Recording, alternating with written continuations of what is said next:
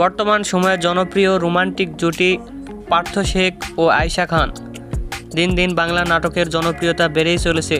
সেই ধারাবাহিকতায় আবারও নতুন নাটক নিয়ে হাজির হয়েছেন জনপ্রিয় এই জুটি।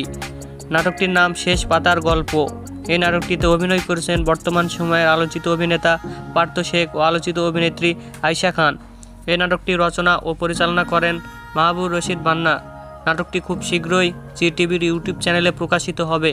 আপনারা দেখতে চাইলে অবশ্যই জি টিভির ইউটিউব চ্যানেলে চোখ রাখুন এবং নিয়মিত নতুন নতুন নাটকের আপডেট পেতে হলে অবশ্যই চ্যানেলটিকে সাবস্ক্রাইব করে রাখুন। পরবর্তী ভিডিওর জন্য অপেক্ষা করুন।